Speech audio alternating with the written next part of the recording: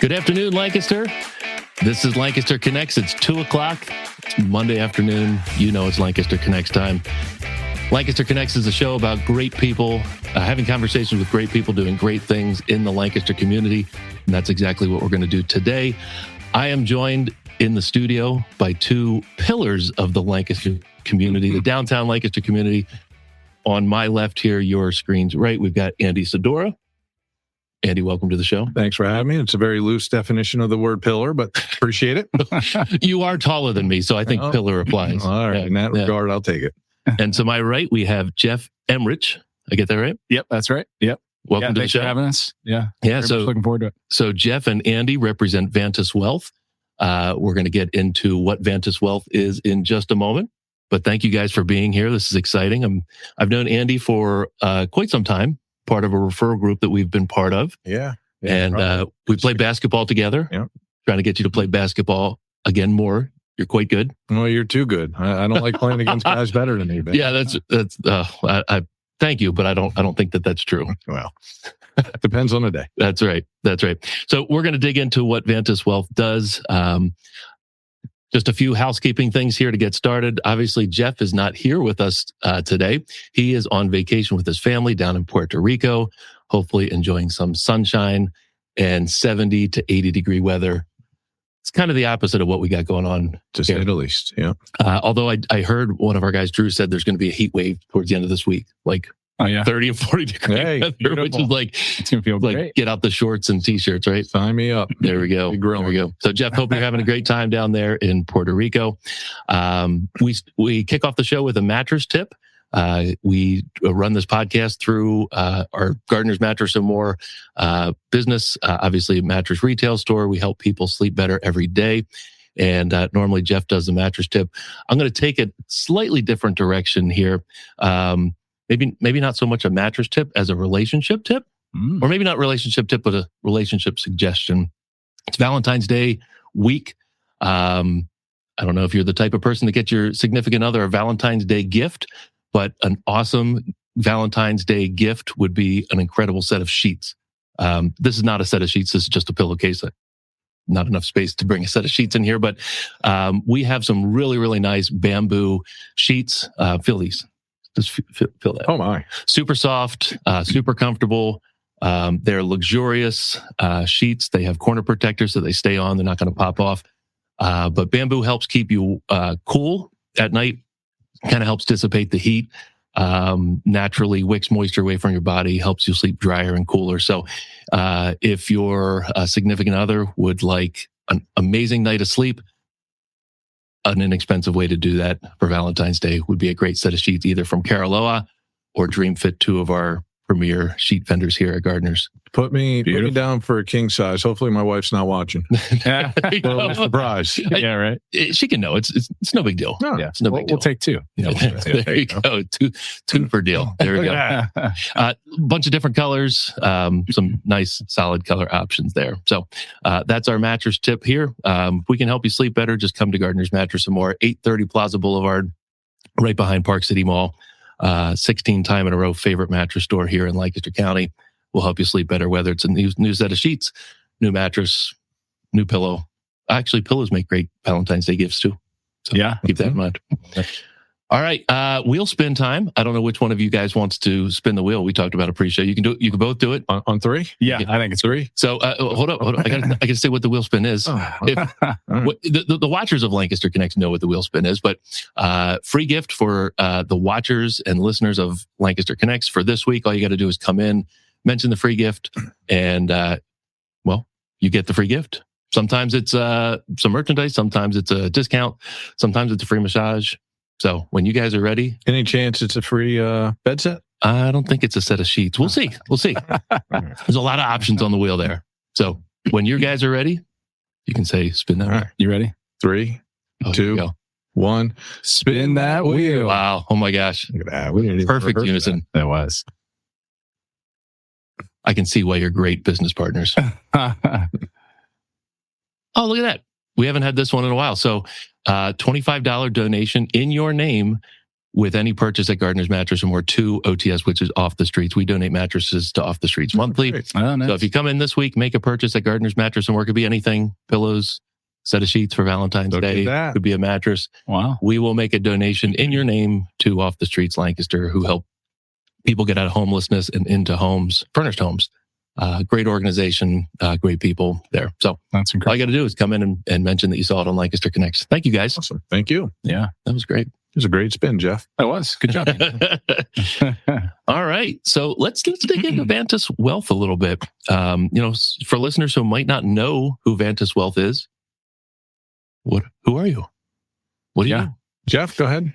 Yeah, good question. We actually just launched the firm in August. As far as the new branding goes, we were formerly Liberty Financial Strategies, and we were in town for about 31 years. Wow. Is that right? Okay. Yeah.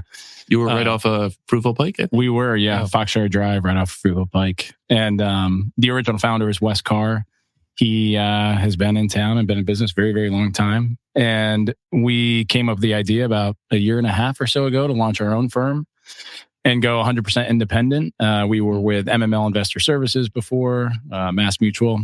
And we thought it was the right time to start our own firm. So that's how Vantus Wealth kind of came to life. And August 4th was our launch date. So we are now moved to a new location, which is beautiful. It's 415 North Prince Street, and right next to 401 Prime. Oh, can't beat that. Yeah. It's it hasn't been good for our health. I don't know. We've been there too much. Yeah. Our livers, our waistline, budget. Yeah, exactly. Yeah. But beautiful office space. And so, we're very, very proud to have our own independent firm now and be a part of the community, even deeper now that we own real estate. That's awesome. In the Lancaster city. We've got 2 floors there, the 2nd and 3rd floor, currently leasing out some of the space. And, but yeah, we've got 5 advisors. We have 9 staff right now. So a team of 14. And, now sure much more in depth you want me to go with it. Yeah. I didn't realize you guys were around for 31 years.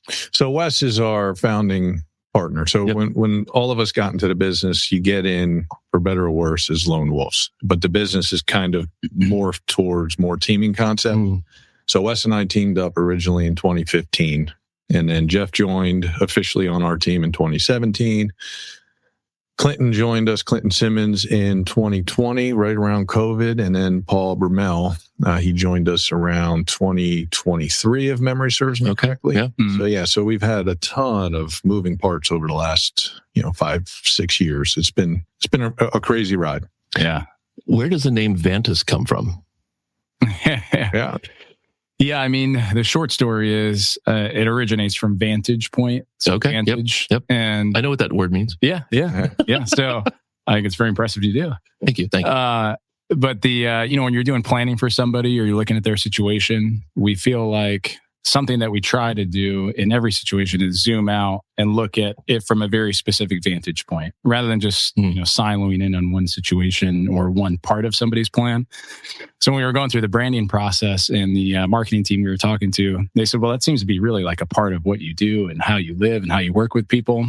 So that should be a part of the name, right? To portray the message that we want to see the whole picture. And then we love to tie other professionals and other people in the life into the planning process. So whether or not it's your attorney or it's your accountant or it's, somebody that works with you in your finances. So we connect the people. So us is the idea that we connect everybody. So Vantus kind of came to life that way. That's cool. Yeah. We went through a million iterations from. I'm sure. You have no idea how difficult it is to name a financial firm that has not been taken. Yeah. Right. Already. Absolutely. I mean, we had some crazy things where we were certain, nope, this is original. Nobody has it. You do a Google search. Yeah. There they are. 10 of them already out there within 20 minutes away. It's like, oh my gosh, this is more challenging than I expected. Yeah. I like the name. I think it's really, really cool and unique. I'd never heard it before. So Well, thank you. I'm not Google, but Yeah. We are the only ones in the country. Yeah. that's awesome. Yeah. That's very Pretty cool. Yeah. At a really, really high level, what is it that you guys do? Yeah, so we work with a lot of closely held family-owned businesses. That's probably our main focal point. But then out of that, we work with the families that are involved. The owners of the businesses, their spouses. A lot of times, we'll bleed into their kids and work with their personal retirement planning as well. There's so many different things that business owners have to take into account when it comes to their finances. And, one of the biggest challenges is, how do you separate your personal finances from your business and keep them siloed appropriately? So, we love doing that. And a lot of times that bleeds into the personal financial planning. Along those lines, we've also picked up a niche where we work with, fairly decent amount of physicians. I know Jeff is market, literally we were joking before we got on about being a little nationwide. Right. But Jeff has gone, literally across the country, meeting with resident physicians and helping them get set up coming out of med school, how to best tackle their student loans and get set up on proper financial footing. So, yeah, that makes sense, because I know as a business owner, you get so into what you do and so focused on what you do, and you make some money, and then it's like the financial side is kind of a mystery if you don't have that education or background. So that's where you guys kind of step in and help provide sound advice for business owners. Yep. Yeah, certainly try. Yeah, it's tough. It's at some point you pick your head up and you actually have a surplus of income, as a business owner. Yeah, right. And you're like, well, geez, what do I do with it? Do I reinvest in the business? Do I hire more people? But at some point you've got to expand your wealth outside of the business, because at some point you want to retire, right? So, it's usually the goal. Usually, right? Yeah. Or you're going to pass the business on to the next generation, but you got to take your business asset and turn it into a retirement income at some point. So getting prepared for that, and us having the conversations with them about how do you do that? Reinvest in the business is obviously really important, right? And that's going to be your highest return. But at some point, most business owners want to diversify and get access to other assets like traditional stock market-based investments. How do you protect your employees, things of that nature. That's where we come into play, is we help them put a plan in place to say, what do we do with this surplus? And then how do we protect ourselves and the company? Right. Yeah. One of the biggest challenges we find a lot of our business owners come across is you don't want to go into retirement where your primary asset is your business, because then you're at the mercy of the markets when it comes time to sell that business. Right. So to diversify in that lead up to that, so that when that time comes, if the value of your particular business happens to be down, you're not completely down with it. So, the old adage, don't put all your eggs in one basket. It's the same thing when it comes to business owners outside of just that business. Right. Yeah. Right. Cool. Well, that gives me a great idea. I think our listeners an idea of what you guys do. You guys describe yourself as fiduciaries. In simple terms, what does that mean for people and organizations that you serve? Yeah. At a base level, it just means that any recommendation that we put in place has to be in the client's best interest, not in our best interest.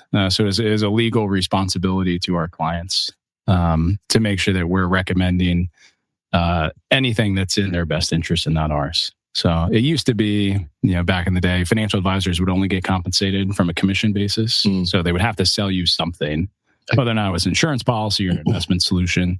And that's the only way they get paid. And then the Obama administration came out with this best interest contract, basically saying, hey, it's got to be in the client's best interest, not in yours. But the fiduciary standard is even a higher level that says all the advice and anything you recommend is in the client's best interest. Okay. You would think that comes standard, but it doesn't entirely. Yeah. So you guys operate differently than a standard brokerage firm. What makes your approach unique?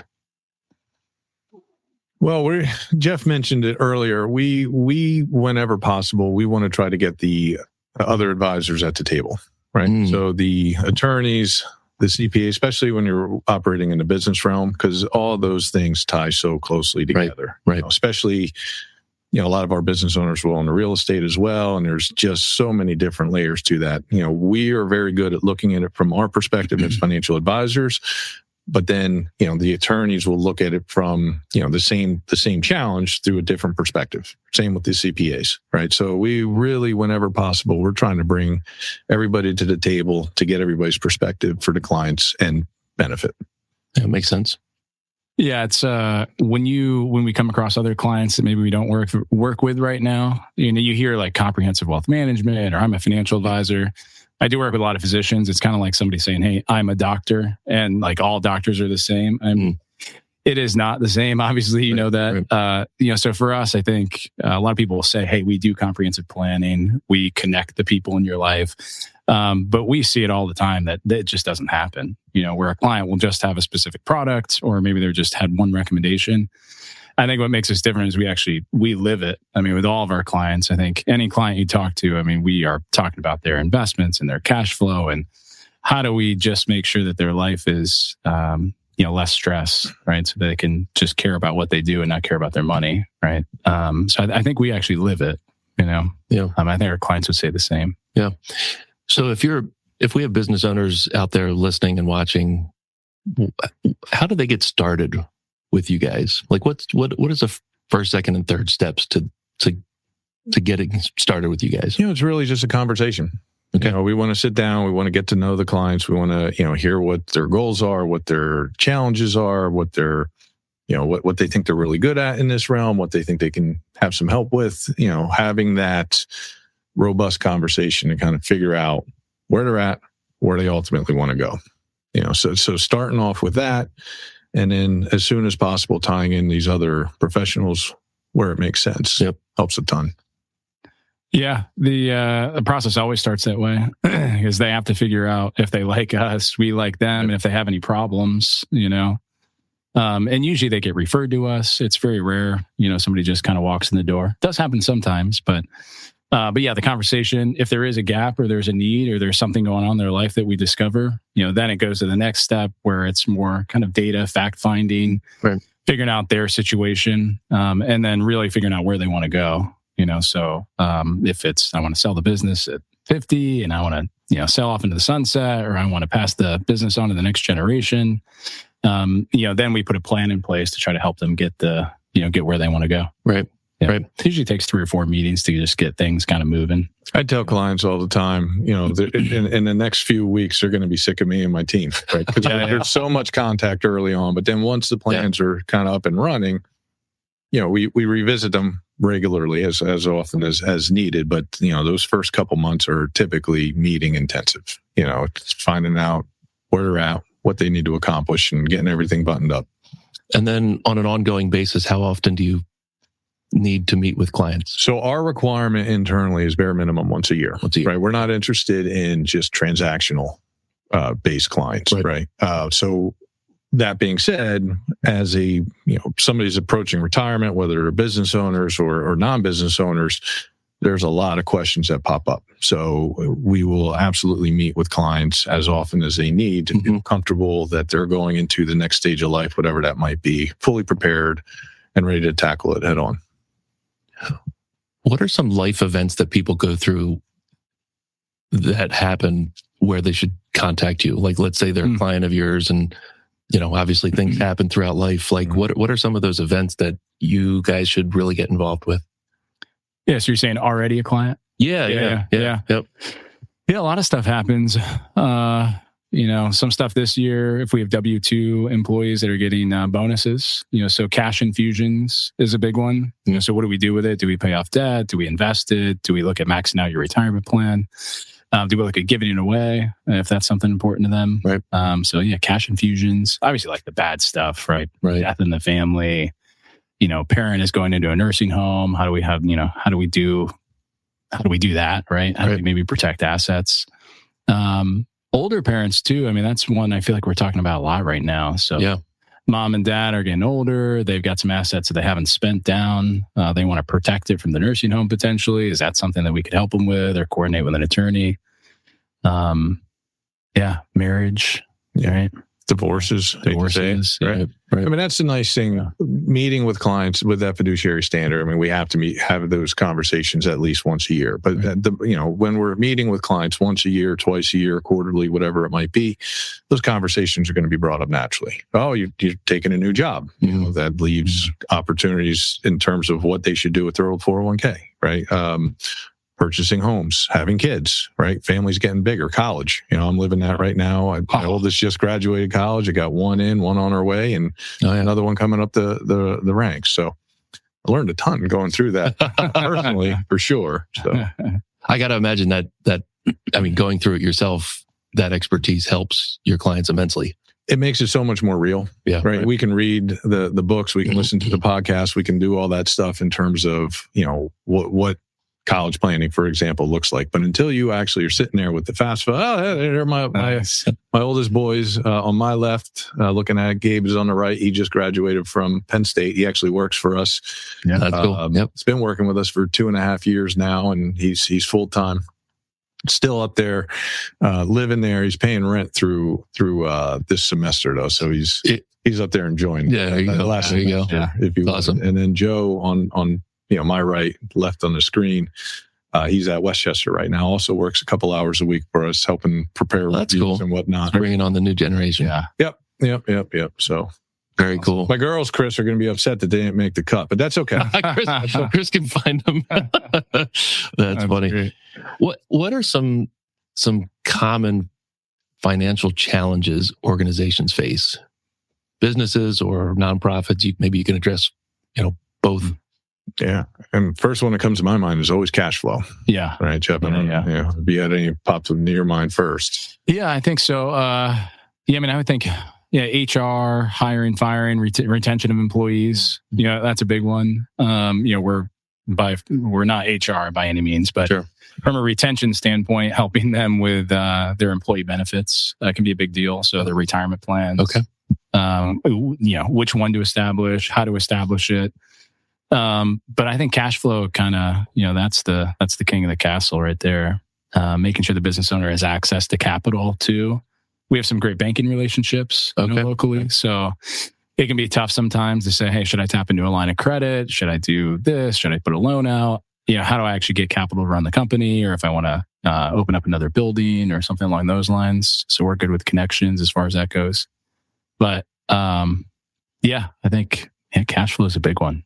I would think, how to manage cash flow too. Once you get further into business too, so like how much cash should you keep in the business, right? Right. Versus how much should you distribute to yourself after talking to the accountant, obviously. And those are big struggles because sometimes people can hold on to cash for too long, right, and it can get stale. So you need to deploy it in the business to grow the company, or you got to get it out and do something with it. I think. Anything to add? Ditto. That's great. Do you guys work with nonprofit organizations? We do. We have some clients. It's interesting preparing for this.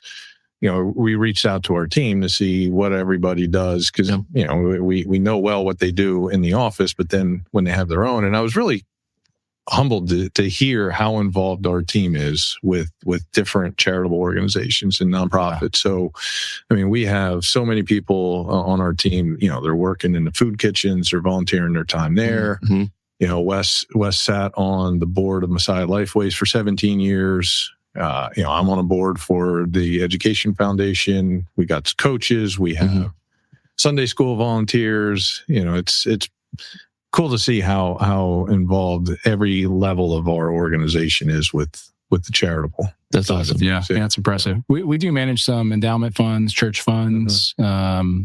And I work with a few people that work at nonprofits, obviously, charitable organizations. But yeah, that's awesome. Yeah. Obviously, we're in the middle of tax season. Are there any general tax planning concepts that organizations should keep in mind right now?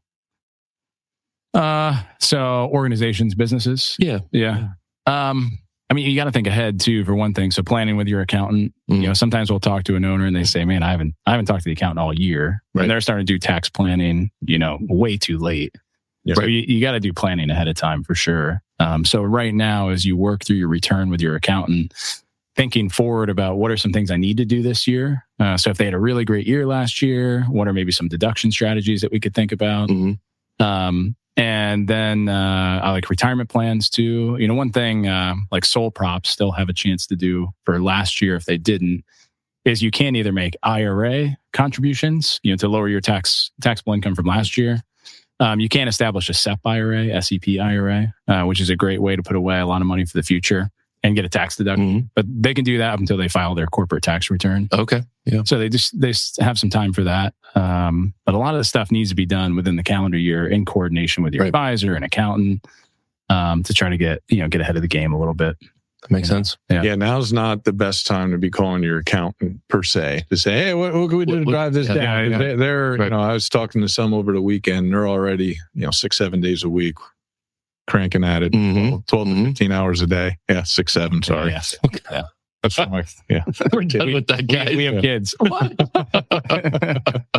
Funny thing is, I actually heard that that's coming to an end because of old guys like us doing this. Yeah, so the more taking the fun out of it for the kids. So we're just doing our public service. So what's the next thing we should squash for the kids? Oh man, I don't know.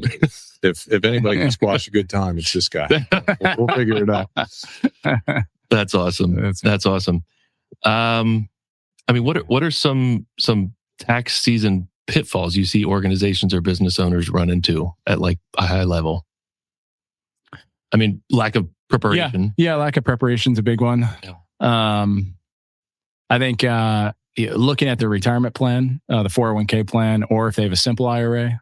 So a lot of times the owner will forget to actually enroll themselves. I've seen that a lot. We saw it a lot this year where we're hurrying up in November and December to max out contributions. And, if the owner is lowering their salaries so that they're lowering their W-2 income, from a tax standpoint, then it's kind of a pain in the butt to max out their contributions before the end of the year. They've got to pay themselves a bonus or something like that to get it done. Another one would be if your spouse is actually working in the business. Okay. Sometimes they forget to actually pay their spouse on payroll and they can make contributions. The spouse is kind of pro bono, which it makes more sense potentially to put them on payroll and have them actually do that. Trying to think what else. There are some pitfalls. I think the biggest is just lack of preparation. You get to this point and, people are saying, oh, what can I do? What can I do? There's only so much you can do in these, call it 4.5 months from January 1 to April 15th. Yeah. Right. But that's 3.5. Yeah. Jeff mentioned, no, January, February, March, April, 4.5. Isn't April 15th the halfway point? January, February, March, April. All right. Half of April. I think that's 3.5. I think it's 3.5. Oh yeah, you're right. Andy has people confirming the do math. Look, I'm super nervous. I've never been on a podcast before. Okay. Well, you got someone tuning in here. We got Austin. We got Austin Hartman. What's up, Austin? Hi, Austin. Thanks for watching. Just giving you a shout out. Love that guy. Fish window cleaning. Great. Beautiful. I'm sorry, I interrupted you with some math. Go ahead. Oh, now yeah. I get it. Just cut. Chris, cut this. There's one other planning thing though that I would think about is charitable contributions. Oh yeah. So you can do a donor advised fund, which is a really good option where you're allowed to put more money into the donor. If you don't know who you want to give the money to right away, you can put it in the donor advised fund, and then you can make charitable contributions out of that. And you can deduct quite a lot of money. I know it's not just about the deduction strategy; it should be about giving, right? But you can deduct. I think it's up to 60% of your AGI for cash contributions, and then I think it's like 30% for giving stock and things. Yeah. So you can give quite a lot away. And if you're itemizing your deductions, it does certainly help you. But you have to do that within the calendar year. So you got to plan ahead. Gotcha. Another great strategy for our retired clients is doing qualified charitable distribution straight from their IRAs to the charity of their choice. Counts towards their RMDs, required minimum distribution. So it's a great way to be able to give generously in a most tax efficient manner possible. So big on that for our retired clients, definitely. Gotcha. Yeah. Not to, go ahead. Oh, I was just going to say, Austin agrees with you. Math is hard. He's with you. You got some support there. Austin, what can I say? All right. Yeah. I love it. Austin, come in and buy something and tell them about the $25 donation to charity. Thank you. So you're welcome. Yeah. I was going to say, business owners get busy, right? I mean, we all get busy. A little bit. But, taking the time to actually get out of the business and plan for yourself is extremely hard. So forcing your accountant to actually meet with you one-on-one, or forcing the advisor to be there to help you through the planning process. Because if you don't have somebody, it's like somebody, making meals for you or something like that, try to eat healthy. Like they're going to make the meal. All you have to do is eat it. Right? I mean, for us, we help make the meal, and then we get the tasks in place, and we help you make sure you do this stuff throughout the year. So, but it's hard. I mean, it's easy to take time out to plan. I like that analogy of making a meal. Yeah. I'd like somebody to make me one right now. Yeah. I can't do that. You don't want me making a meal. My wife can attest to that. So most of our time, we've spent talking about businesses and organizations, but you work with individuals as well. Mm-hmm. Right? Yeah. Yep. Is the process any different there, or? No, not really. We sit, we'll sit and meet with them. We'll ask a lot of the same questions, figure out what's important to them. A lot of times we're just dealing more with kids and future planning for children and what that looks like. What are some of the pitfalls with that? What are some of the opportunities and, the challenges therein? But by and large, we're that first meeting, people always ask, like, what do I need to bring to a first meeting? And I frankly, I prefer they just show up. I just want to have a conversation, get to know them, give them a chance to get to know us, make sure we're even a good fit to work together. We're not a great fit for everybody. Everybody's not a great fit for us. So makes sense. Kind of figuring that out early on, I think, makes for better relationships going forward. Yep. Yeah. Very cool. Yeah, everything plays together too. It's like your investment account plays into your retirement plan and your education plan for the kids. So you do have to take time, even though it's not as complex as a business, because you've got the business plan for the owner, then you also have his family's financial plan, and with a person you just have their financial plan. But it's still very complex. I think in that first meeting, as Andy's asking questions or we're asking questions, I think a lot of times those people are like, "Wow, my life is way more complex than I expected. I thought it was just about putting in $7,000 in my Roth IRA. Right. It's this complex." So, very cool. Very cool. So you guys are downtown now. What's that dynamic like? Oh, it's awesome. Yeah. I mean, you mentioned the Prime 401. Yeah. What a great spot. Yeah. So when we launched our firm, we knew we were going to have to find real estate, and we were looking at different opportunities. And there was a lot of spots to lease, but they weren't great locations. Number one. Number two, they weren't built out to what we needed for our team, for our clients. So it would have involved, a significant outlay of capital for a build out to make it what you need. Yeah. And, shout out to our realtor, Gordy Kaufman with True Commercial. He called us up. We didn't originally want to be in the city, but he said, "Hey, you guys got to check out this property. It's just, he's been doing it better part of 30 years. Wow. He said it was one of the nicest commercial properties he's ever seen. We went down, fell in love. Second we walked in, we're like, "Oh man, this is home." And then when we found out because one of our big concerns, especially for we don't want our clients to have to park on the street, right? Yeah, so there is no off-street parking per se. Although Prince Street on the drive up, you can park on the left for free, believe it or not. But then the Queen Street parking garage is directly behind our building. Right there, yeah. So we can validate parking through that. And, it's not our lot, but we have access to it. So and it's safe and it's easy to access and it's in and out. So it was perfect. I mean, we love the building. Our clients love it. Our team seems to really, really like it. So yeah, it's beautiful. I mean, I love being downtown now, especially I wish the weather would get nice so we can actually walk to the restaurants. Right, because you guys moved, in the fall? We moved the tail end of July. Oh, okay, so you were there a little bit over the summer. Yeah, we got the keys August 1st. Okay, we actually purchased the building. I think it ended up being September by the time we settled. But it's been an amazing building. So for reference, that's where Brickyard used to be. Like, if you remember the Brickyard restaurant, I mean, I know it's been years and years, but that a lot of people still know where the Brickyard was. So very cool. Yeah, now it's Realty One is in the first floor. Oh yeah, and then we're in the second and third. Okay, and then there's apartments on the top, condos up top. Very cool. Yeah. Shout out to Bersera Capital. They're there as well. Don't overlook Bersera. So. Yeah, they're a cryptocurrency hedge fund. Very, very cool guys. Okay. And gals, Okay. Awesome. So what's it like to have a business downtown and to interact with the downtown community? Like, I mean, we often talk on the show like how great Lancaster County is, Lancaster City is.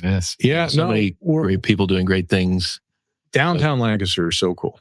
I mean, just so much to do down there. We're really excited for the warm weather to come around. Yeah. Our proximity to the restaurants with the parking garage. Yep. We're already talking about different client events that we can be doing. Oh, cool. Open up the space. We had an amazing open house in November where clients came through. We offered them a pie for Thanksgiving and gave them a tour of the office, kind of an open house event. And I think we ended up having, 170 some ice were ordered. Yeah. Oh, wow. Box, which did not stink. Yeah. Shoe fly? Amazing. Yeah. Shoe fly, pecan, and apple. Yeah, we did it up. I had one of each. The entire thing, personally, they were amazing. So, Yeah. The reception we got from clients on that, I mean, it's just such a beautiful spot. The location's great. It was move-in ready. Yeah. Furniture, we didn't have to pick up a paintbrush. It was perfect. That's cool. Yeah. Yeah, we have Decades is right next door too. Oh, okay. I mean, it's super close. Yep. So, getting a chance to go in there. I wish they'd open every day for lunch. It's Fridays for lunch, so every Friday at noon we get excited to go over there and see the place. Yeah, it's nice to have. We dodged a huge bullet though. Last Monday we came in after the this extreme cold snap, and we had no water. Oh no! Yeah. And it turns out our basement, the water main coming in, the heat broke in that room, in the trash room, and it was so cold when the pipe burst, it almost flash froze. I could show you pictures. I mean, just if it were not that cold, the entire thing would have been a swimming pool. But it fortunately froze like that, and we were able to get it fixed and back online within a few days. But that was a little scary. That would have been a disaster. Yeah, we would have been testing the limits of our insurance for. Yeah. Thankfully, it wasn't too terrible. Oh my! Owners and get smacked in the face with that. Yeah. Yeah. So as we kind of look to wrap up our time here talking about Vantus Wealth, is there anything we should cover that we haven't covered? Anything you want to talk about? No, Jeff, anything? I'm not sure. I think, if you're in your Lancaster community, you're a business owner or a family or anybody that's looking for some help. I mean, we are taking on new clients now. So at first it was, hey, let's get our current clients over, get everybody situated. But we are, having new conversations with people and love to chat with you if you need some help or have any stress in your life financially. Or, we're open to have conversations. Yeah, so, great. Yeah, great. Yeah. Chris has had on the screen some ways to contact you guys. It looks like email address, office@vantuswealth.com, website, Vantus, VANTUS, wealth.com, phone number, 717-569-6369. And there's the address, 415 North Prince Street, Suite 200, Lancaster, 17603. Also, look at it. Austin's chiming in. Oh, man, he's watching the whole thing. Look at it. Love that guy. Highly recommend Andy and his team for your financial needs. Thank you, Austin. Appreciate you. Absolutely. Appreciate you tuning in. Thanks, Austin. All right, guys. Well, this was awesome learning about Vantus Wealth. Not done with you guys. If you have a few more moments here, we'll get to know you guys a little bit better. Sounds good. We got our connection cocktail, which is just there we go. No drinks. Sorry, just water, like we talked. So if you're going on a long drive, Andy, you can go first. Long drive. Are you listening to music or a podcast?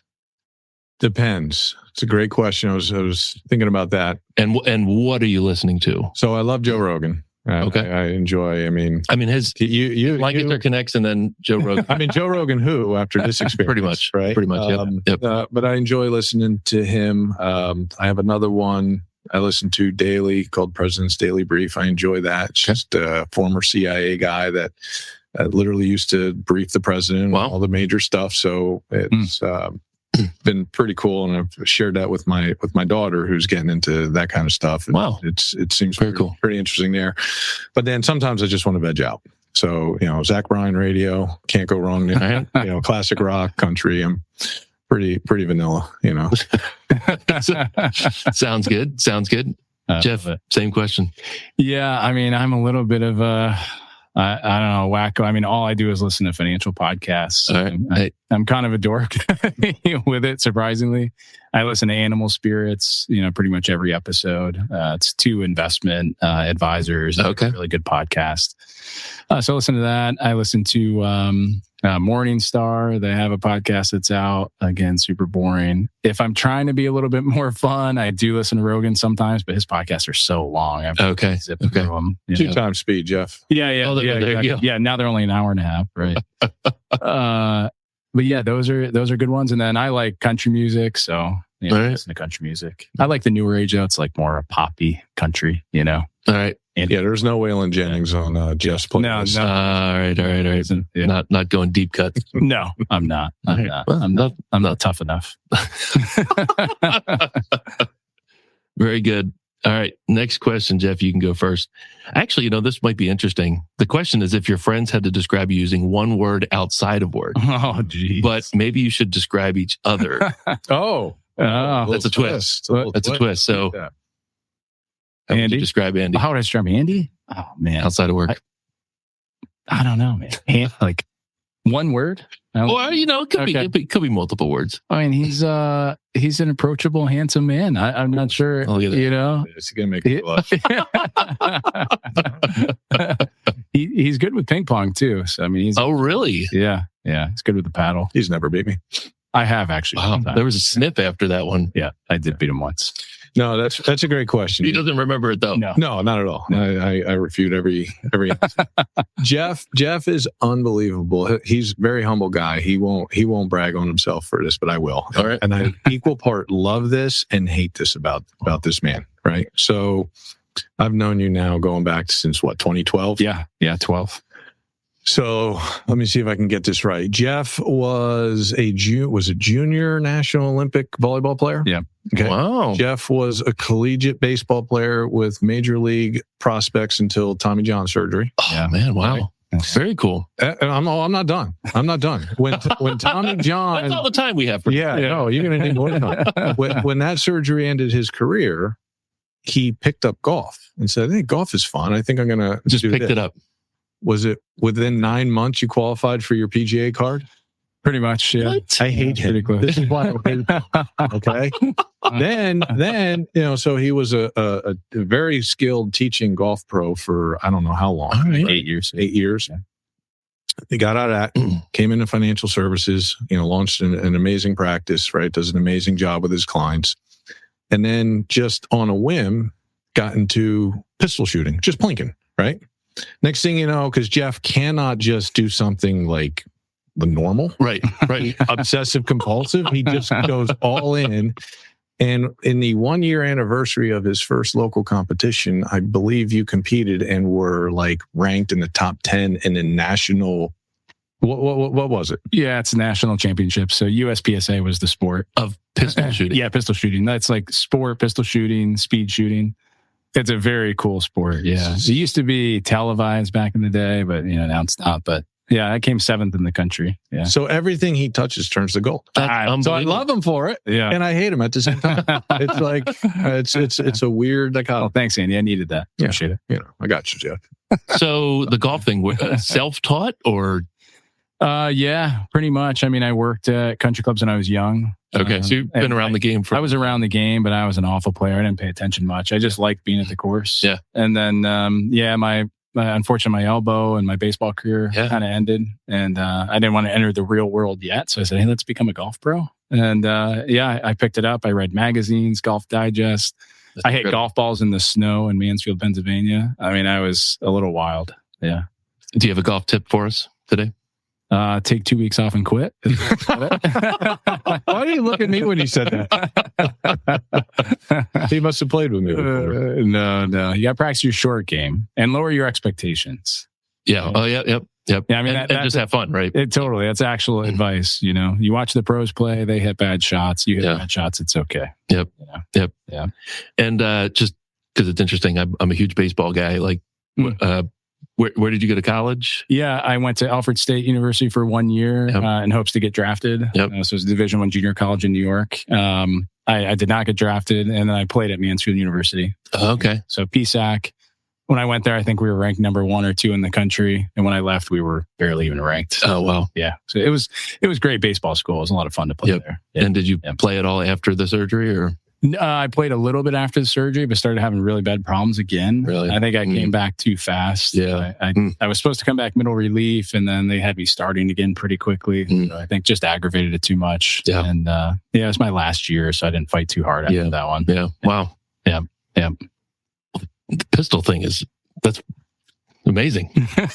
He's impressive. He's an impressive guy. All right. So last question.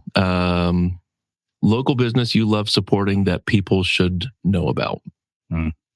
Gardner's Mattress and More. Oh, wow, baby. If you come in and you mention from Lancaster Connects the Spin the Wheel prize, they will donate $25 to Off the Street, OTS. Off the Streets. Yep. Which is a great organization that helps provide furnished accommodations for our homeless community. Good job, Andy. You could almost host this show. Active listening. You could start your own podcast. Look at you. Yeah, I can't. No.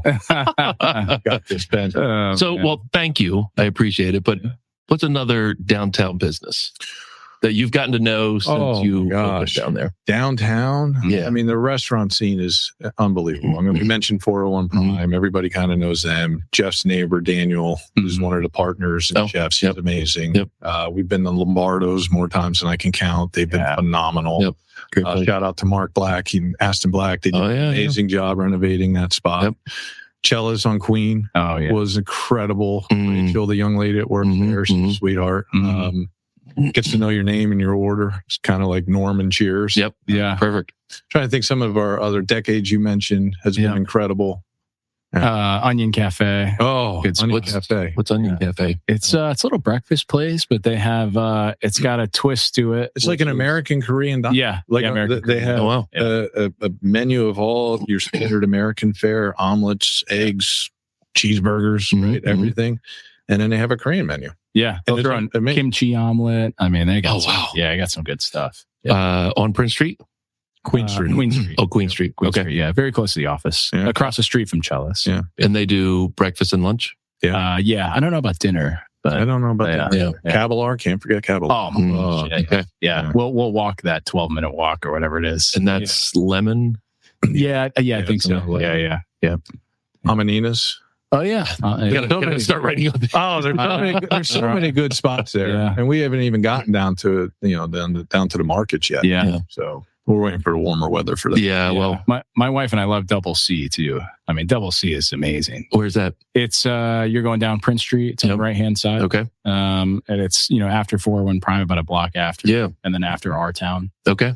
It is. So, I'm not real familiar. Yeah, it's Mexican cheeseburgers, great drinks. It's a good spot. Like as you're heading towards King Street. Yeah, towards the sea. Yeah. Yep. Very cool. Yeah. Well, that's like a list of like 15 places. I know. You gotta go. Yeah, we didn't even not to mention fish window cleaning. A shout out to Austin Hartman. There we go. They clean the windows here at Gardner's. At least I don't know Austin if they're here weekly or every other week, but our windows are always clean. So thank you, Fish Window Cleaning, guys. This was a lot of fun.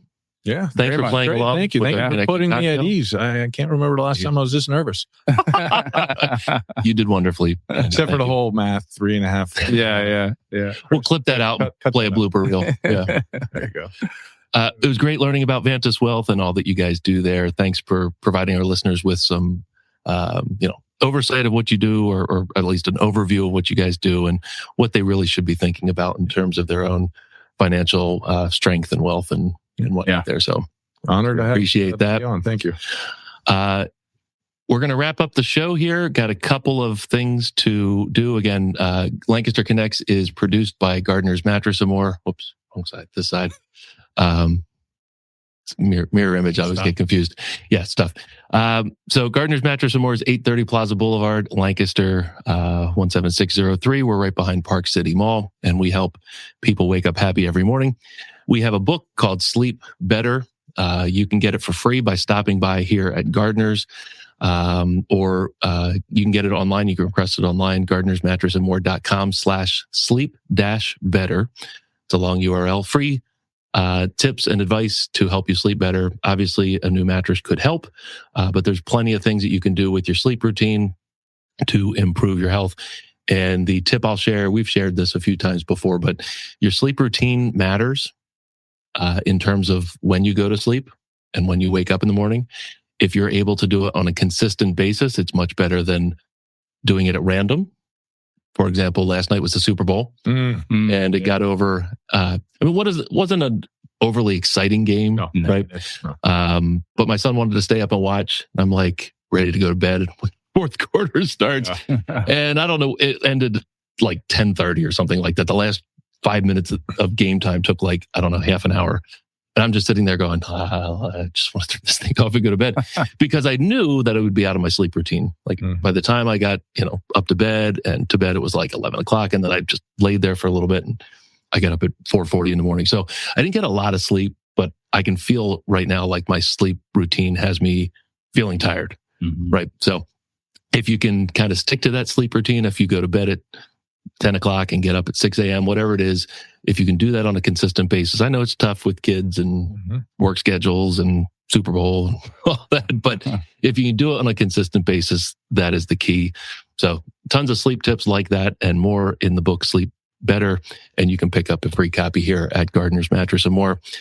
Last thing to help pay the bills, testimonial time. We get handwritten testimony. That's handwriting, right? Oh, that's definitely handwriting. Yeah. Yep. So I opened this up this morning. We give these feedback forms to customers on delivery. Our customer Ann sent this back in, opened it up this morning, and she just said that her experience with Gardner's was great. We've bought from Gardner's before and we'll buy again. Thank you, Ann. Nice. There's no point in shopping around. Well, I couldn't say it better myself. By the way, the delivery guys were terrific. So thank you, Ann. Appreciate the feedback there. We try to give that level of service to everybody that we serve here, just like you guys do with your clients. I'm sure you guys get tons of reviews and testimonials and feedback from your customers all the time. So, but that's our show. Thank you to Andy Sedora and Jeff Emrich from Vantus Wealth. Appreciate you guys stopping by and sharing your downtown knowledge with us and sharing what you guys do at Vantus Wealth and giving our listeners and watchers something to think about in terms of their own financial health. So very much appreciate that. And again, every Monday at 2:00, this is Lancaster Connects, having great conversations with amazing people doing awesome things in the Lancaster community. Well, thank you, Ben. Thank you. You guys having fun. Yeah, absolutely. Yeah, it's awesome. Great time. All right. Take care, Lancaster. Have a great day.